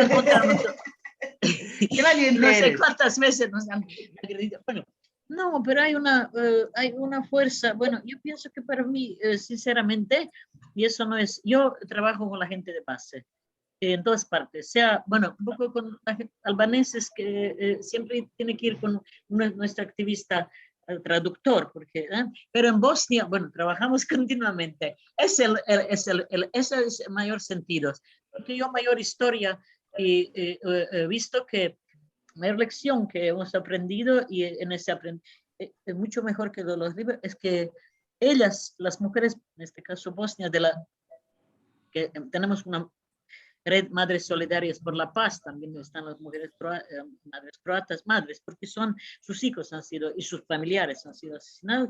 Yo creo que he aprendido de la historia alternativa más de ellas que de todos los ensayos y libros, o sea, porque ellas, por ejemplo, dicen, bueno, la justicia penal, trabajamos muchísimo con ellas, especialmente con las mujeres que queda cerca. Pienso que esto es una parte de indemnización de guerra común de parte nuestra. Y no hablamos de los crímenes de guerra, hablamos de feminismo, no violencia, antimilitarismo y, bueno, movimiento de mujeres por la paz. Y ellas dicen, claro, justicia es muy importante de Haya, pero a nosotros nos interesa que nos respeten, que el pueblo serbio, por ejemplo, reconozca lo que ha ocurrido, que tenga el valor de decir la verdad sobre lo obvio. Y eso es lo que estamos haciendo, y muchísima gente en Serbia, y yo lo admiro mucho, nos sigue.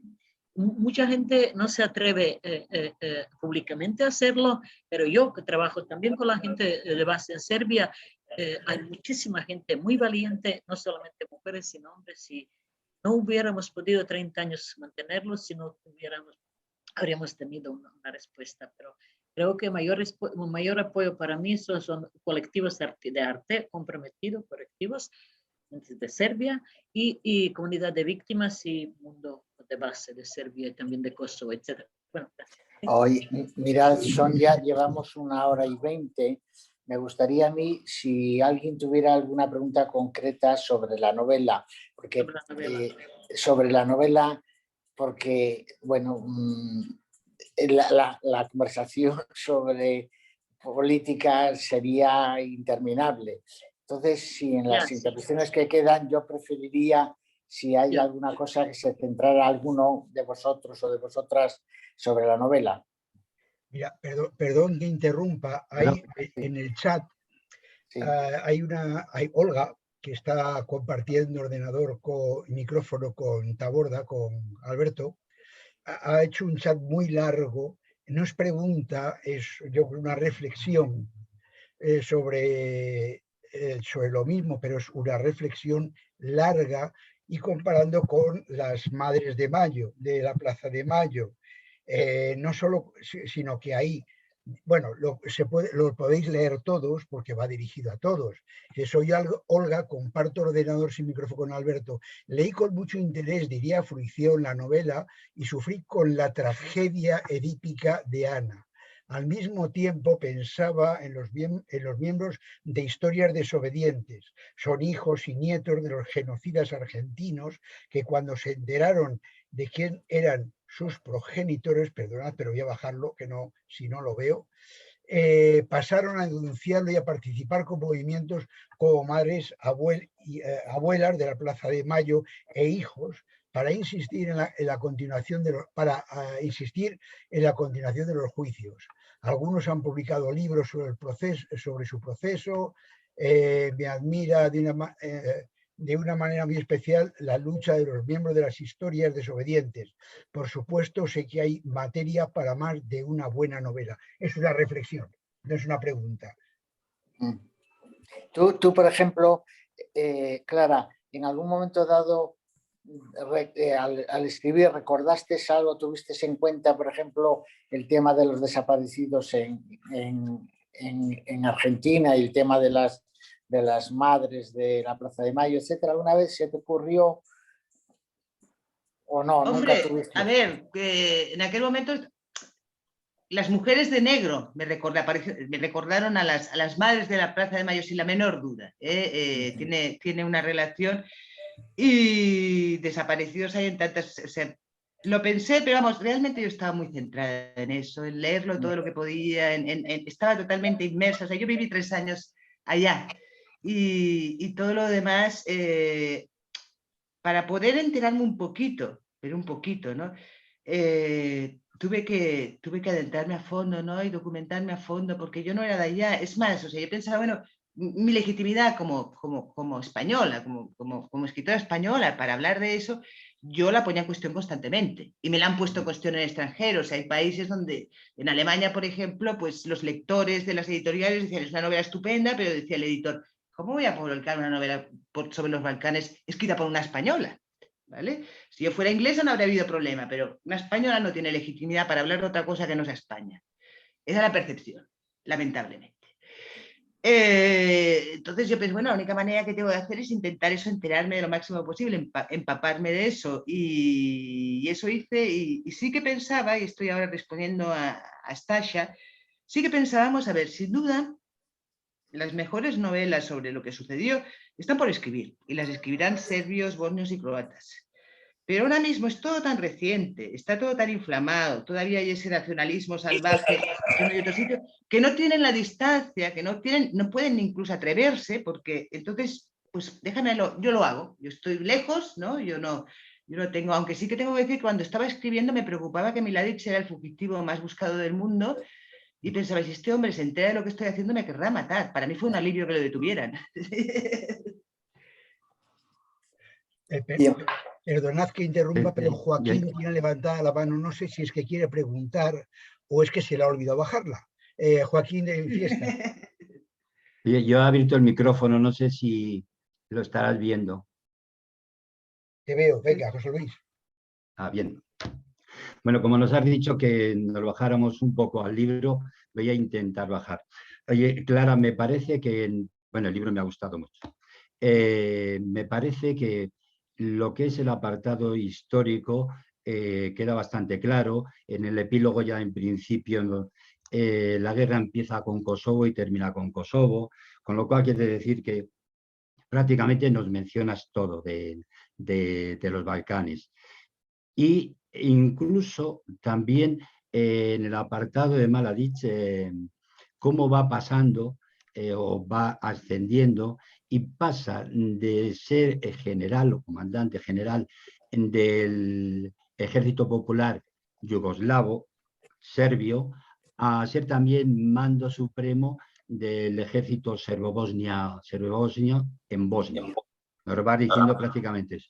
Pero hay un apartado, también hay un momento que es claro, donde él, antes del asedio de Srebrenica, para que Mladic no pudiera intentar la paz, que luego imagino que es la de Dayton, París, nos lo mencionas en el libro, él se adelanta realmente a los asedios y al genocidio, realmente. Pero este apartado anterior a que yo menciono es cuando 6 u 8 meses antes de lo que sería el asedio de Sarajevo. Él también es ya jefe supremo, esto es 6 u 8 meses también antes de la muerte de Ana, y se está produciendo la posibilidad de un tratado, que se le da el nombre de Dance-Owen en este tratado, ¿no? Que es la división de Croacia en 10 regiones, que unos salían ganando, otros salían ganando menos, etcétera, pero es Mladić el que realmente paraliza todo el tratado, según parece ser. Bueno, yo esto no lo he apreciado en tu libro, que seguramente estará, pero no lo he visto en ninguna parte. Creo que se menciona de pasada, pero claro, mi libro no es un tratado de historia. Ya. Meto muchas cosas, pero si me pongo a hacer, ¿sabes? No es, sí, sé que se malogró el tratado y no sé si hubiera sido una buena solución o no. A ver, el país que ha salido de los acuerdos de Dayton es imposible. La Federación Croata-Bosnia más las perdona, no iba porque el fallo por ahí. Ya lo sé, pero si lo metí en mi novela, creo que se menciona en algún momento que eso luego te digo dónde puede ser que esté, porque claro, los escritores decís tantas cosas en una sola línea que a lo mejor se nos va a nosotros, que posiblemente se luego te diré. Pero yo me refería a que para mí es muy complicado el llegar a comprender, por mucho jefe que fuera, y por mucho líder que fuera, llegar a comprender que Mladić se impusiera al Parlamento serbo-bosnio en Bosnia, cuando Karadzic, su presidente, estaba a favor, Milosevic también estaba a favor, y él solo lo tiraba para atrás. ¿Qué fallos habría en ese tratado? Ya no solamente por parte de Karadzic y Milosevic, sino también a lo mejor por Mladić, sino desde el punto de vista de las organizaciones occidentales. Ahí tuvo que haber un fallo, porque de haber surgido ese tratado, habría mucha complejidad política, me supongo, posiblemente a lo mejor no hubiéramos tenido ese asedio de los meses finales de Sarajevo, ni posiblemente se hubiera producido el asedio de Srebrenica. Quiero decir que no se le da importancia a ese tratado, o que yo se lo doy en exceso. No lo sé. El caso es que no lo encuentro en el libro. Pero, por cierto, ya que he cogido la palabra, también quería decirte otra cosa. Ya ha dicho José Manuel algo sobre los narradores, que me parece que es excelente el juego de los narradores. Esa primera persona y la tercera persona omnisciente, etc. Pero es que yo creo que tú estás dentro. Ya verás, yo me pongo a leer y la primera línea está en primera persona. Entonces es una persona que dice, bueno, pues esto ya está delante de un vídeo, etc. Y ya pues yo me pongo y digo, bueno, este está hablando de una autobiografía, una falsa autobiografía o algo semejante. Continúo leyendo, 94 páginas en tercera persona. Y cuando llego a la página 94, dice el narrador, lo conozco bien porque este es el sitio donde vivo. Están hablando de un lugar determinado. Y continúo leyendo, tercera persona. Luego ya vemos que se encauzan paralelamente, sabemos quién es el personaje, quién es Danilo Papo, como también es una figura heroica, por cierto, una fina ironía en eso de los héroes. La galería de héroes, sí, me parece esa intención. Excelente. Y ahora me vuelvo otra vez al principio y volví a la primera línea y digo, no es el primer personaje. Digo, no es la primera persona de Danilo Papo. Para mí no es el mismo personaje, porque el personaje de Danilo Papo es un personaje que es claro, conoce todo, a los personajes. Sin embargo, el primero duda. El primero no llega a cualquiera, porque está ante las imágenes y duda de, ¿será el padre, será la madre, será la hija? Y entonces me vino a la mente, en un lugar de la Mancha de cuyo nombre no quiero acordarme, y digo, esta es Clara, no puede ser otro. A ver, no me compares con Cervantes porque eso es exagerado. Pero sí, el primer capítulo soy yo. Y ahí explico que ese fundido negro entre la imagen de la hija sonriente y la imagen de su funeral es lo que yo intento desentrañar sin conseguirlo. Y luego en el epílogo al final también Danilo Papo de alguna manera en un juego metaliterario dice yo también soy un personaje, ¿no? Entonces sí, ese tiene muy bien, la verdad es que es la primera vez que me lo dicen y tienes toda la razón, ha sido un análisis. Ese primer capítulo yo es una declaración de intenciones. Esto es el objetivo de nominar es este. Muy bien hallado. Es que además la palabra es presumo, no es dudo. Presumo que es ella. Al decir la palabra presumo, digo, esto no cuadra. Y entonces Sí, volví bien nuevamente y me pareció eso. Y por cierto, ya que yo tengo el libro, una edición del año 12. Sí. Es posible. La he modificado porque había ratas. Había Ya está. ratas. Esa es. Había Porque ratas, bastantes ratas que han desaparecido. Pero una es que, claro, a mí me llamaba la atención que Ana estaba en Moscú posterior a morir. Coño, no me di cuenta de eso. Eso debió ¿No? ser un error. Pues está, en mi libro está No, en la página 39, Petar dice que el periódico que está leyendo es del 4 de marzo del 94. Del 4 de marzo del 94. No, ella murió un poco Ana después. muere en febrero. No, muere en marzo. Entonces el error está cuando pongo que muere en febrero. Ahí hay un error de fechas en la novela, seguro, muere en marzo. Si en la novela pone que muere en febrero, eso es una rata, que luego fue corregida. Ana murió en marzo, o en abril. Sí, ahora no me acuerdo exactamente, pero seguro que había ratas. Te lo digo yo porque he corregido bastantes, ¿vale? O sea que no habrás detectado más. Había bastantes ratas y ahí me disculpo, pero cuando escribes una novela de casi 500 páginas con tantos datos, es inevitable que haya ratas. Sí. Oye, y en esto que te he dicho de la fantasía mía de Dance Owen, ¿tienes alguna opinión? ¿La fantasía de qué? Del tratado de Dance Owen, de la división de Croacia. No lo sé, allá había muchos intereses. O sea, yo creo que Mladic él se creía realmente como el nuevo rey Lazar. Él tenía una misión, se había arrogado una misión que era crear la gran Serbia, rescatar Serbia, purificarla del elemento extraño musulmán, y se había endiosado, o sea, el Ibris, ¿no? O sea, ya de pronto, y sí que él tuvo serias encontronazos con Karadzic, que intentó echarlo de su puesto en 95 después de la Operación Tormenta, pero él se reveló era un hombre con mucho carácter y lo tuvieron que reponer en su cargo. O sea, ahí había un montón de seres endiosados.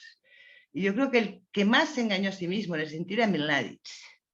Milosevic, mi impresión es que era un cínico. Un hombre que vio que para prosperar tenía que hacerse muy nacionalista, ¿no? Y muy religioso. Karadzic, entre las dos cosas. Y Mladic era un ser endiosado, o sea, sí, un enfermo de nacionalismo extremo. Creo que Sasha quiere decir algo. No. Yo pienso que es amnistiar a Estado de crimen organizado, decir que Mladic es un, ¿cómo dijiste? Un obsesionado de...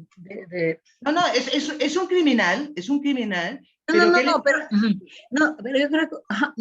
yo creo que hay un problema, o sea, decir, si me acuerdo, si responder esa famosa sesión del Parlamento de República Srpska en 12 de mayo de 92, cuando se reunieron Karadzic y todos los demás, junto con los de Belgrado, porque es el mismo ejército. Ellos solo cambiaban de la estrella roja, ponían el símbolo Četnik, nacionalistas serbios, es el mismo ejército, totalmente, 100%. Y eso es la continuidad continuidad de genocidio, o sea, comienzo del genocidio. Pienso que es muy injusto que no haya sido genocidio alargado a muchas otras comunas, no solamente Srebrenica. Bueno, pero Mladic, como un ideal militar, ha dicho, lo que señores vosotros queréis, de Bosnia, lo que es un genocidio. Sí, bueno, lo hacéis. ¿Lo queréis? Bien, lo vamos a hacer. Por lo tanto, o sea, ya, claro, ¿qué significa? Es el feliz de muerte como un hombre como Eichmann, que cumplía los órdenes. Él no es autor del crimen. Él no es autor del crimen. Ahí hay muchos más autores del crimen. Hay muchos elementos de ese crimen. Iglesias, academias, intelectuales, etcétera, etcétera. Y él le dieron ese rol, como buscándolo. Ellos han buscado el rol, porque Milosevic no era religioso de ningún modo. Él decía a los curas, oiga, compañeros curas, ¿cómo estáis? Bueno, él no tiene idea. Para él todo es instrumento, cínico, un hombre que... Y él es su mujer, o sea, esa cúpula. Bueno, eso quería decir. Y que yo es muy injusto que el Tribunal de la Haya en un momento ha caído en esta trampa militarista, cuando amnistió y absolvió de crimen al general Gotovina, que es también autor de... croata, sí. Ella, y después a Perisic, el Estado Mayor de Serbia. Bueno, y eso no tiene nada que ver con los intereses de la justicia en los Balcanes. Eso tiene una intención global. Solo culpabilizar y condenar a los ejecutores. ¿Dónde están los autores de los crímenes? Yeah. ¿Quién es culpable? ¿Quién responderá por los crímenes en Siria? Y eso es como una especie de militarización. Yo estaba muy desesperada porque sé que eso obedece a los intereses del complejo industria militar global. O sea, que armas que pueden... armas, ahora en pandemia no hay ningún obstáculo para las armas y armamento. Pero para la gente, para nosotros tenemos, o sea, incluso podéis envidiarnos que en un país caótico como Serbia tenemos mayor movimiento de libertad que vosotros hoy hemos Estado español en España, no sé. Y eso es también, o sea, también es militarización global. Pandemia ha demostrado también que el globo está muy fácil, es muy fácil de militarizarlo. Para entender mejor el contexto de guerra, es muy fácil militarizar a la gente. Es muy fácil militarizar porque el miedo es el que es un instrumento muy poderoso. Bueno, no sé si he explicado. Podéis ser, bueno, gracias. Y Clara, me gustaría decirte una cosa. Como hemos fundado en muchas partes en esto donde vamos a ciclos, por ejemplo, llevamos muchos ciclos de encuentros de mujeres por la paz, con las mujeres rurales cuyos familiares, más hombres, han sido asesinados por las tropas serbias. Y trabajamos muchísimo allá, hemos fundado biblioteca. Yo les voy a proponer y llevamos libros, bueno, también les encanta. Bueno, ellas lo interpretan y entonces tenemos clases de lectura y les voy ahora, es un libro, bueno, no tanto libros, bueno, sí, porque más pequeño, pero lo voy a proponer, las voy a ver y oye, gracias. Así, entonces, para mí es un honor y una alegría. Yo tengo unos cuantos ejemplares en croata, ¿te los puedo mandar? Bueno, podemos comprar. Para que los yo los he comprado por las activistas, pero podemos, o sea, ya lo voy a hacer. Porque... Oye, para mí es un honor. Tú quiero que entiendas que para mí mi gran miedo cuando escribía esta novela es qué van a decir los serbios, qué van a decir los bosnios, qué van a decir los croatas. No, en Croacia, yo hablo en croata y bosnio, montenegrino, yo hablo todo, absolutamente todo. Yo soy de una región donde se habla todo, o sea, y yo hablo cualquier idioma, de los idiomas. Pienso que, y eso para mí forma parte de lo que fue Yugoslavia. Eso de que las mujeres, existía hasta 1953 un frente antifascista de mujeres, ese partido comunista que empezó a burocratizar, lo abolió. Para mí, trabajar con estas mujeres y continuar esta proeza emancipadora, educar a las mujeres, leer juntos, discutir y debatir. Y eso fantástico. Bueno, estamos en contacto. Ya me dará José Manuel tu correo electrónico. Mi teléfono yo le he mandado y me gustaría mucho. Bueno, bien, ¿os parece dos intervenciones últimas, finales? Sí. Pepe, tú que controlas... Quiero hablar. Yo querría hablar. Concha, muy bien, Concha. Sí. Lo he puesto en el chat, pero no sé si funciona bien. Sí, Concha, sigue. Yo quiero agradecer a las dos compañeras, amigas que nos acompañan hoy, a Stasha, bueno, pues porque hemos trabajado mucho juntas y hemos vivido muchas cosas juntas en los Balcanes y etcétera, y a Clara porque haya escrito esa novela donde yo en los Balcanes con las mujeres de negro pues hemos estado en los aniversarios de Srebrenica, del genocidio, hemos estado en distintas manifestaciones en Belgrado, etcétera, etcétera, y estuve en lo que fue el Tribunal de Mujeres que prepararon durante 5 años las mujeres de negro, con mujeres de todos esos países que habían sufrido lo que habían sufrido, sufrimientos de todo tipo, no solo de pérdidas de sus maridos, sus hijos, sus hermanos, de pérdidas de todo tipo, las violaron a ellas, las torturaron, les quitaron las casas, las familias no las hablaban, les quitaron los trabajos, les quitaron todo. O sea, el tipo de sufrimientos que se ha vivido en esos países de los Balcanes es que no tiene nombre, o sea, es terrible. Y entonces quiero agradecer mucho a Stasa porque es muy clara y dice muy bien las cosas y las tiene súper claras, evidentemente, y creo que os habrán quedado a todos así. Pero a Clara también quiero agradecerle mucho esa novela que ha escrito, donde es capaz, porque yo creo que ha entendido mucho dentro de lo que somos capaces, a lo mejor las españolas, de entender lo que ha ocurrido en esos países, lo ha entendido mucho y ha sido capaz de transmitirlo.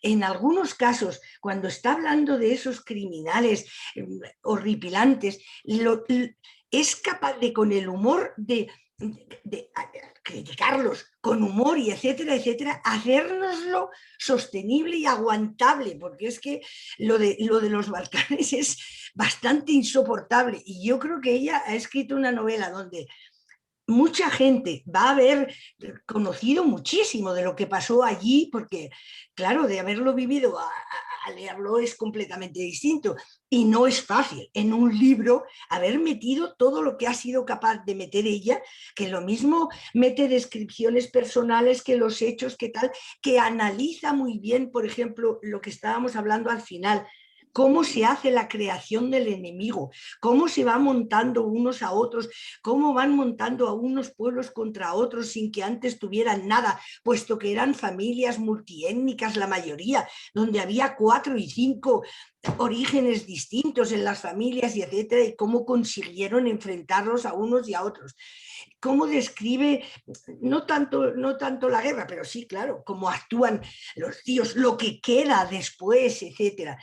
Y a mí me parece que eso es muy, muy valioso, siendo un libro que se lee con mucha facilidad. O sea, es un libro, yo creo que es un libro difícil porque tiene los nombres vuestros, Stasa, que son muy complicados para los españoles, porque es verdad que no es una lengua que nos es muy ajena y que no, por lo menos muchas no conocemos, pero que a pesar de aparecer tantísimos personajes, tantísima gente, tantísimos hechos y tantísimo todo, y al final tienes un conjunto, después de haber leído el libro, que yo creo que sinceramente, sin haber estado allí, pues mucha gente española habrá conocido mucho de lo que pasó en los Balcanes y etcétera. Yo lo encuentro de muchísimo mérito lo que has hecho, Clara, de mucho mérito, y haber hecho un libro que es una novela que la quieres terminar, la quieres leer, la quieres terminar, quieres enterarte de todo, y etcétera. Y evidentemente hay problemas con los relatores o las personas que hablan, etcétera, etcétera, pero luego todo es un conjunto, todo está muy bien. A lo mejor hubo alguna, yo también tengo la edición del 12 porque en cuanto salió me la compré, claro, y entonces tengo las erratas, etcétera, pero en fin, no estamos para criticar erratas, sino yo creo para reconocer el esfuerzo tan grande que hiciste y etcétera, etcétera. Y justo antes de terminar, no sé, me gustaría que Stasa nos dijera cómo vive la gente allí ahora, cómo lo siente. Es muy difícil eso, ¿verdad? Bueno, pues nada, si es muy difícil. Muchísimas gracias, Concha, por todo lo que acabas de decir. Pero no son cumplidos en absoluto, lo que he dicho, no son cumplidos. Me siento muy halagada. Sinceramente es así. Pepe, ¿qué te parece que demos las palabras para que cierren? Todo me parece bien. Lucila ha hecho una pregunta en el chat que, bueno, no es sobre es lengua en general, no es sobre ni la novela ni la historia. Dice una pregunta de ignorante. ¿Hay muchas diferencias lingüísticas entre el serbio, bosnio y croata?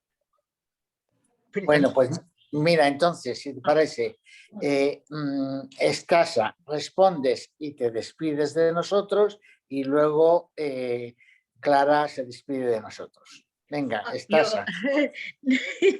Bueno, los verdaderos serbios, los gran croatas o gran serbios dirían que no hay ninguna diferencia, que hay gran diferencia. No, no existe diferencia. Yo he suscrito, no solo yo, mucha otra gente hemos suscrito una declaración sobre nuestro idioma, se llama, para no decirle ni serbio ni croata. Antes estudié en escuela estudian serbo-croata, yo hubiera preferido que se llame yugoslavo, pero bueno, serbio-croata, y no reconozco, porque 85% es el mismo, se entiende. Y o sea, en un momento cuando uno sabía esos subtítulos, en Croacia, en Croacia, en esa furia de separarse de todos los serbios, ponían subtítulos y la gente se partía de risa. Subtítulos, porque ese es el mismo idioma. Bosnia es el mismo idioma, Montenegro es el mismo idioma. Yo macedonio lo entiendo ahora, albanés es otro húngaro, son dos idiomas. No reconozco, y nosotros hablamos, digamos, nuestro idioma. Y ya. No tenemos tiempo. Pensaba que iba a hablar mucho sobre las alternativas, y gracias, Concha, que es alternativa sobre los tribunal de mujeres, y continuamos y vamos haciendo muchos planes, o sea, cómo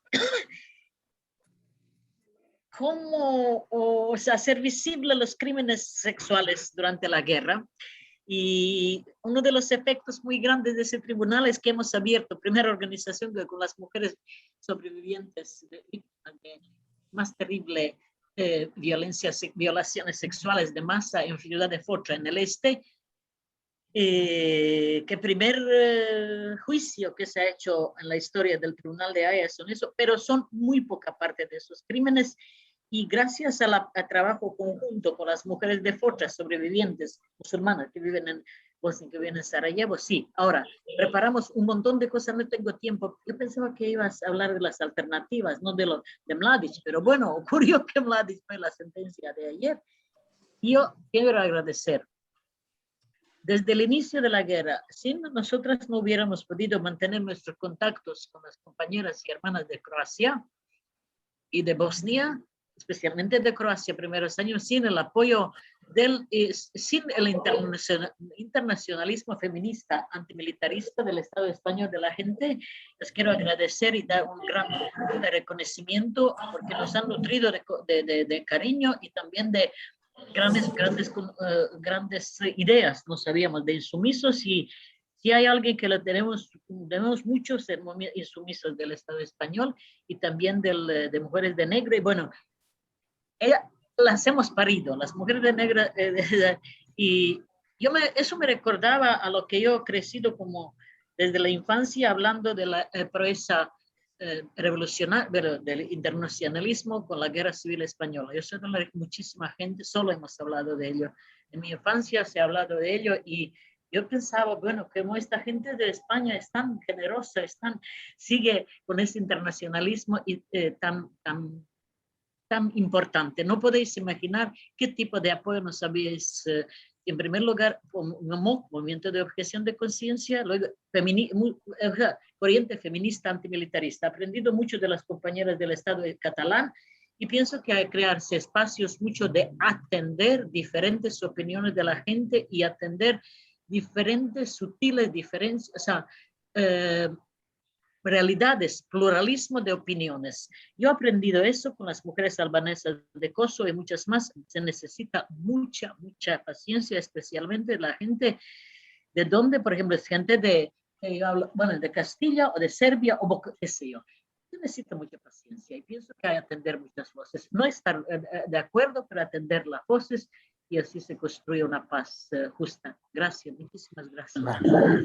Gracias a ti. Entonces, Clara, por favor, ciérranos y dinos unas palabras de consuelo ante este país y estos países tan difíciles. Clara. Bueno, muchas gracias a todos.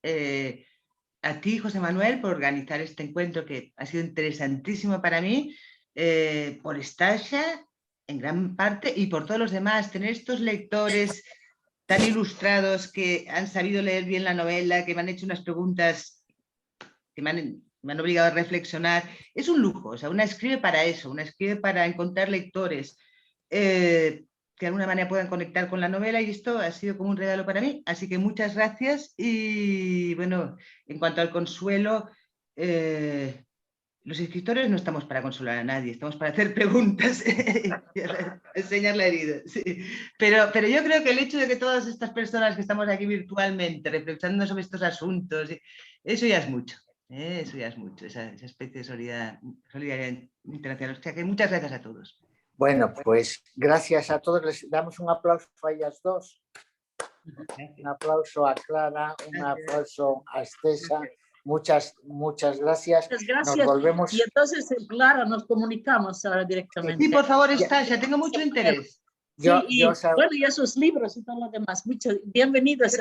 Yo te puedo mandar libros en croata. ¿Cómo no? ¿Cómo no? ¿Por qué no? Porque es una... Porque para las mujeres de Serbia lo podrán leer. Claro, ¿cómo no? Tú lo acabas de decir, la lengua es la misma. Sí. Muy bien. Os mando a José Manuel la dirección y todo. Bueno, muchas gracias.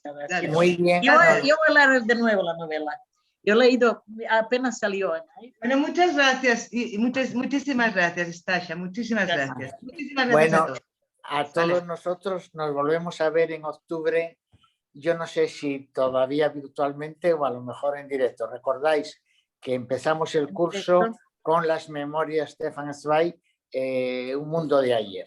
¡Ay, fantástico! Ay, ¡qué bien! ¡Qué bien! Bueno, es un libro fantástico. Y muy fantástico. Yo lo adoro ese libro. Vale. Sí. Muy bien, pues hasta octubre. A ver si nos vemos. A ver vale, muy bien. Adiós a todos. Adiós. Muchas gracias. Adiós. Hasta luego. Adiós, José Manuel.